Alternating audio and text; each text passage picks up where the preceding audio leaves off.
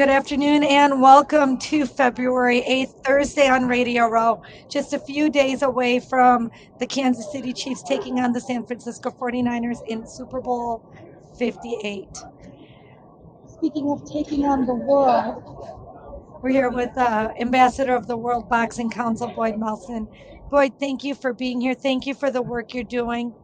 Walk us through a little bit of the history of high school West Point boxing. Tell us what your story is, okay, Boyd? I, I grew up in Army. Father spent 35 years between the Navy and the Army, and my mother served 3 years. They met while they were both stationed in Germany, and as a result, that influenced my brother. Ended up joining the military. He was an officer. My sister the same, and my father taught me about West Point. I didn't really know what West Point was growing up. I used to say I'm going to go to West Point when I was like 7, and I'd get these looks from adults, and I didn't understand why they looked at me that way. But I got it now, and then in my around 13, 14, I started learning more about the school and thought, no way, I don't want this. NYU was where I was going to go. But growing up in the Cub Scouts and the Boy Scouts and then maturing and then the challenge, and once upon a time I wanted to be a doctor. And I learned that the military, West Point will pay for you to go to med school if you do well enough there. So that was my original route. I did not have the discipline I needed off the bat to have the grades I needed to earn a spot. Top 2% of your class ends up going. But it's interesting how my life has taken its turn towards medicine anyway as a result. So I grew up there, and I'm a mixed race. My daddy's Louisiana Creole, so that would be the Western African nations mixed with nations such as the Dutch, Spanish, French, Irish, and then it mixed with the indigenous people here already on the continental land that we call America. And my mother was born in Israel, and her parents were from Poland in Warsaw, and they survived the Holocaust. My Zaida, my grandpa, I remember his grandfather had died at 11, so he would start going. He dropped out of school and go away to work every week and come back. And as I was told, he went away one week when he was 18, and when he came back, the whole village was burnt and killed, and that was everybody. He was on a work train to go to a work camp, and he and another uh, person on the train slid down the poop chute and let the train go over them, and that's how they survived. I can only imagine how many more stories there are like that with him surviving. But it instills these things, like these stories. You hear these things. I hear them coming from slavery and all that stuff on that side, and then attempted genocide on the other, and I say we have like this compassionate DNA that gets put inside of you, and then when you're mixed with everything, but people can't really peg what you are. It makes you sensitive to the idea that everybody has their own story, and you start paying more attention to this is just a host. This isn't you. It's just the thing you're experiencing. This simulation, and this is it. And it's how you treat people is who you are, and how you smile, and how you care, and how you hold people, and how long you hold the hug for. That's who you are. So you start to get sensitive to those things. You start to get sensitive to suffering, and you start to realize how much of a blessing life is when your story doesn't involve some of these atrocities. Your immediate story in your nuclear family. You're eating. You're safe. You're hungry. You have people that care about you. So I go to West Point, got in, and as a freshman, they make you take boxing as a gym course your freshman year, your plebe year, and it's mandatory, and you have to pass it or you don't graduate. And you pass as long as you fight back. You pass with a D, but you show that when the heat goes up, you don't fold, because when you graduate 4 years from then, 9/11 can happen while you're a cadet, like it did for me. Yeah, I didn't know that was going to happen when I first went there, but oh my goodness, now my classmates and the decisions they're going to have to make at 22 and 23 with lives in their hands in the physical heat of a desert. So to gain that confidence that as long as you fight back, you're still in the fight, and then also to teach you how to remain calm and relaxed amongst chaos, to make better decisions amongst chaos. That's what that sport allows for you. So I did well in gym boxing, and then I signed up for basketball for intramurals, and the upperclassmen do this thing where they force cadets to box. So they took my name off the basketball and put it on boxing. I was furious.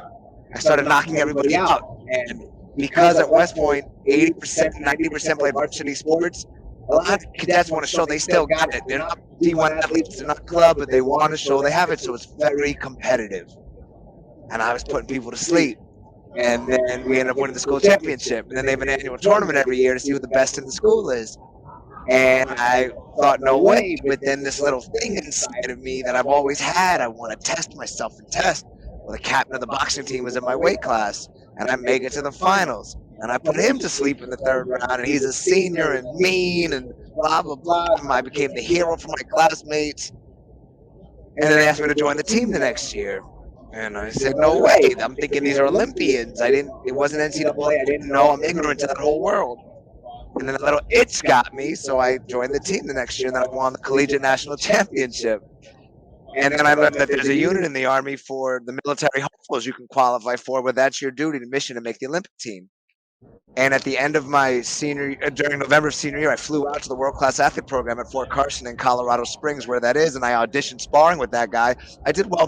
He was #1 in the nation, period, like the Floyds when they were not college boxers. And I did all right. I ran out of gas. It was Colorado Springs. I never was in altitude. I had a very limited skill set.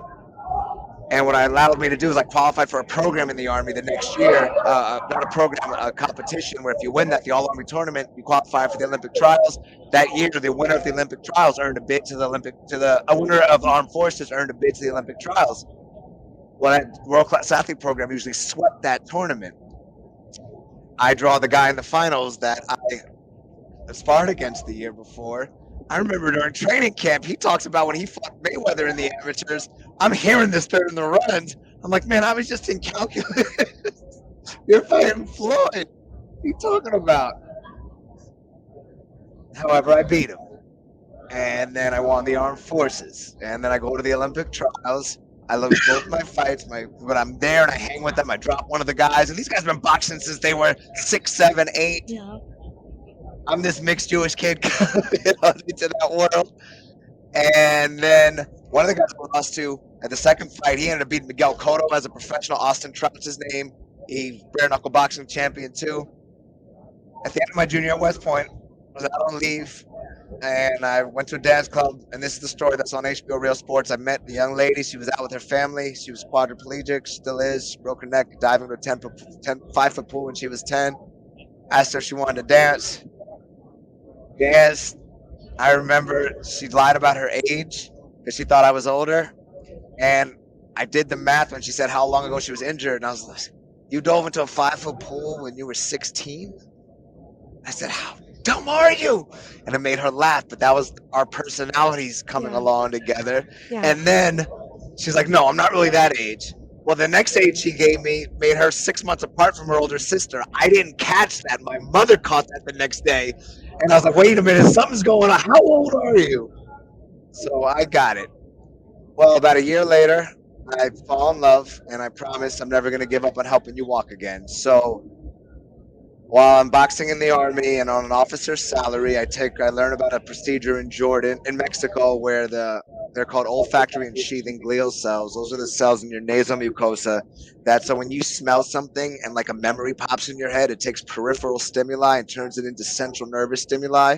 And the same thing with that bulb is it migrates. So when you have a spinal cord injury, imagine a train track and a link's taken out. You implant something and you hope that it can grow across that link so the axons can regenerate. Challenge with spinal cord injuries, nerves are like muscles. You don't use them, you lose them. Over time, it's not just that thing, it's every descending track and then the ascending going up. They atrophy and they're out. We got some benefits back when we went, though. I took her to China. I'm 24, she's 22. We're chasing impossible. Her father came. I had the tournament that I had to qualify for the Olympic trials was right when I came back, but my coach knew what mattered to me, and I wouldn't have been any good not taking her.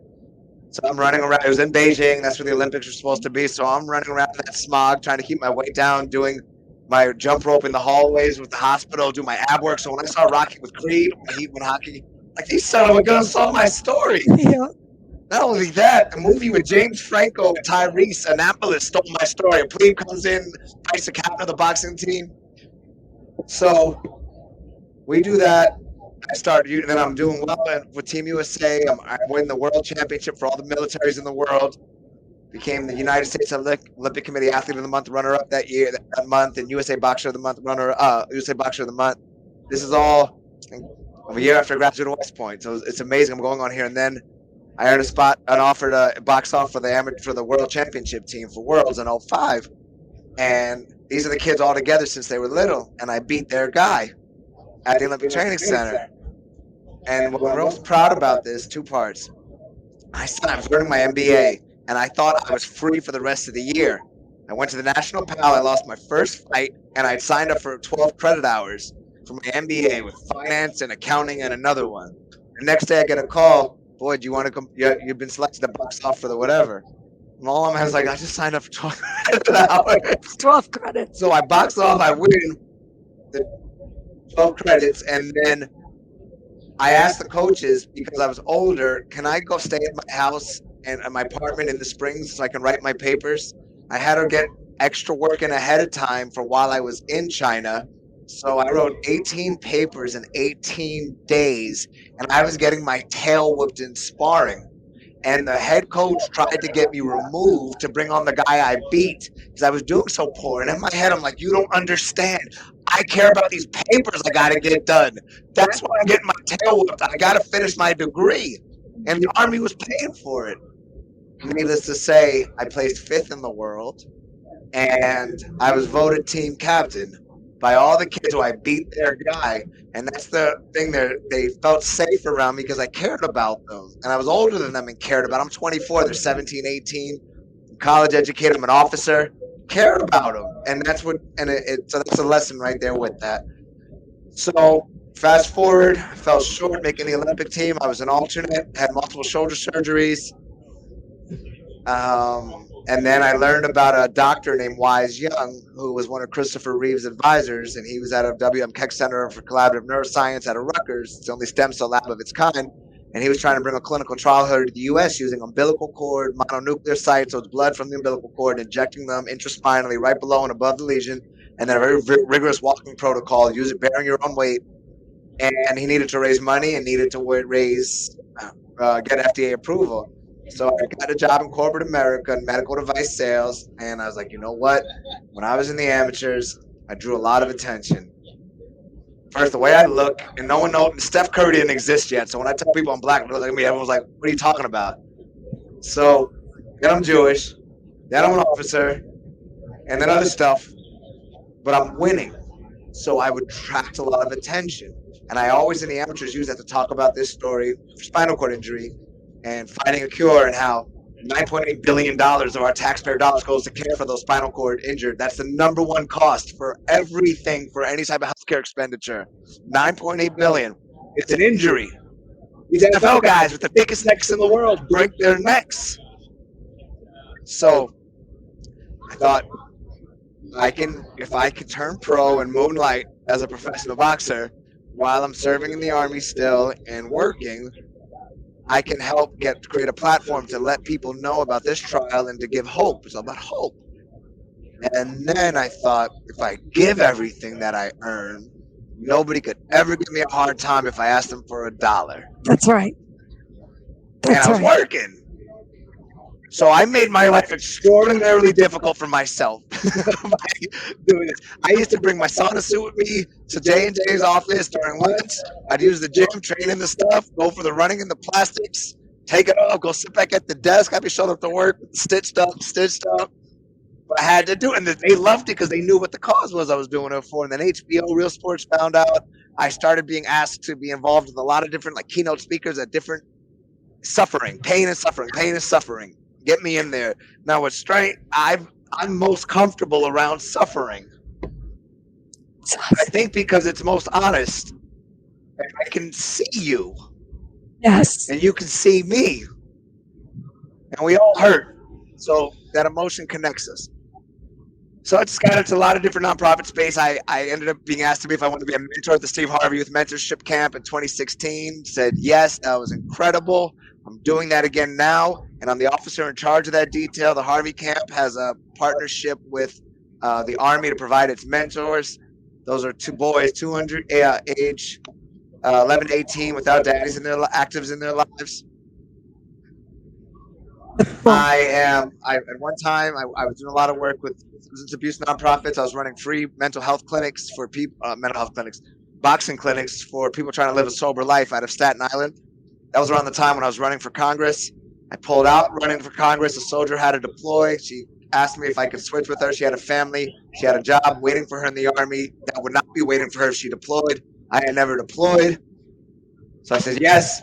I learned like 4 days after I started my duty for the train up.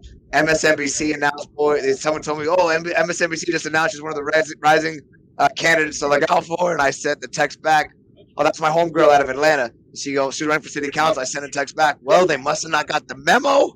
My ass is going to the desert. That's right. So you've been busy. You got your hands in a lot of different pots here, and I know there's so much more that we can go into, and we gotta get some more time scheduled for you. Yeah, love it. Love the work you're doing, Boyd. Was that the bell? Was that the end? That's the bell. But we could talk about mine. Well, we're going to bring you back for another session. We'll find another time to get you and spend more time talking about mine. We appreciate you joining us here live on Radio Row at Super Bowl 58. On behalf of Kayla Bradham, I'm Roy Kessel, Sports Philanthropy Network. We really appreciate all you're doing, and we look forward to learning. Turn it into how I came into this world. That's what I got to do. That will be part 2. Sports. Tell everybody to tune in. To be allowed back in here. 100%. Tune in. We appreciate all our viewers and listeners joining us as well, and we want to remind everybody to live generously. Thank you. That's all.